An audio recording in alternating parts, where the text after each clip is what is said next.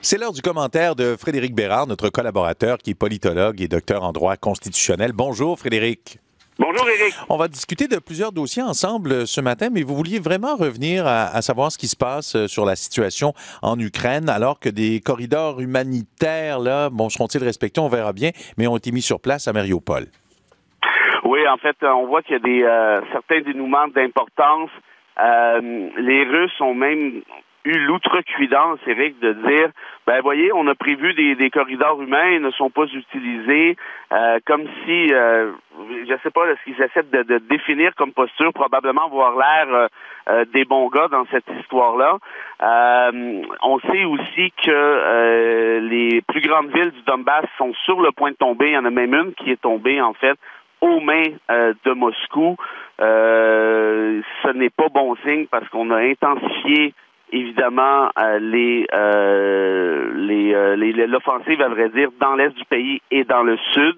Alors donc, il faudra voir qu'est-ce qui se passe là-dessus, mais j'ai l'impression, très tristement, Éric, que les Russes sont en train de prendre le dessus, que les Ukrainiens ont fait de petits miracles depuis bientôt 2 mois, mais que la puissance russe viendra probablement à bout de leur force.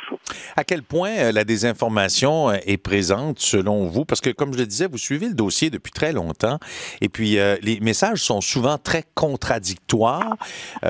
Si vous avez le choix de croire Vladimir Poutine ou M. Zelensky, mais quand même, la désinformation semble importante dans ce conflit.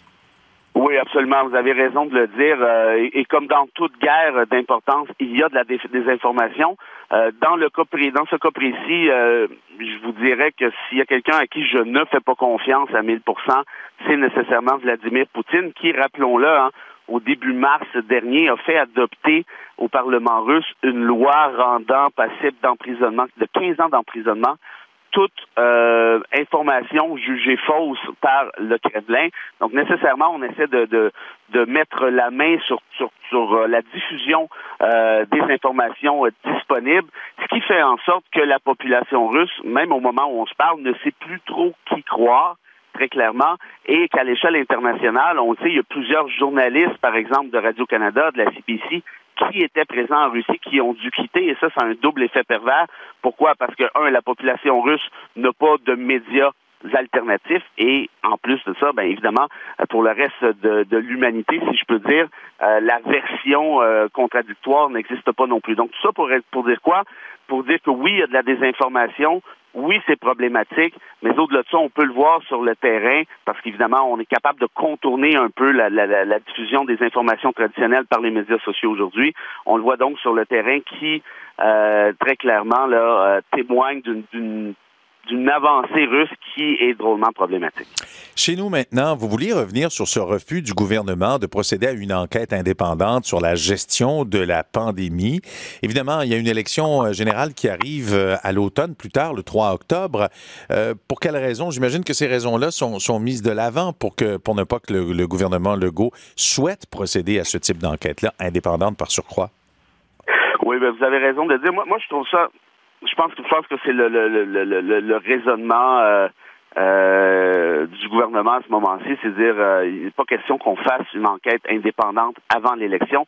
Or, Éric, moi je trouve ça absolument dommageable parce que rappelons-nous, dommageable et déplorable parce que rappelons-nous ce qui s'est passé avec le scandale Heron.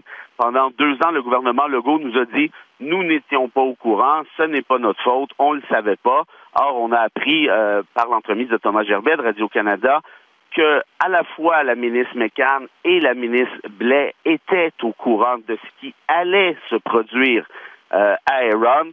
Elles en ont été avisées, donc fort probablement que le gouvernement Legault, de façon générale, ou à tout le moins le bureau du premier ministre Legault, a été avisé à son tour.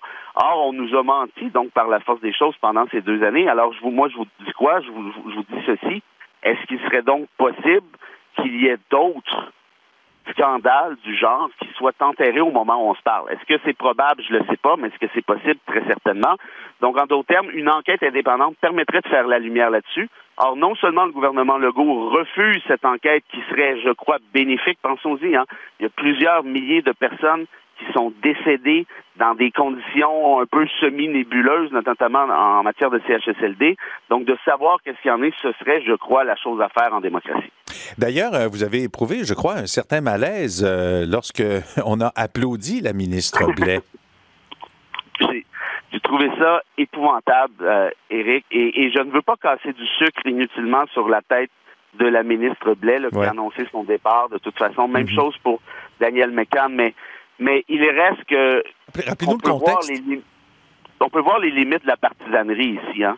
Parce que lorsqu'il est venu le temps de refuser en Chambre cette enquête indépendante, tous les députés, en fait, de la CAQ se sont levés et rendus autour de la ministre Blais. Ils l'ont applaudi à tout rompre. Ça a été ce qu'on appelle une ovation debout. Or, je le répète, sans vouloir lui faire porter le blanc pour l'ensemble de l'affaire, il me semble qu'une certaine décence aurait été de mise, ne serait-ce pour les victimes, ne serait-ce que pour les proches et les familles des victimes en question. J'ai l'impression que tout a été ramené à une dynamique parfaitement partisane.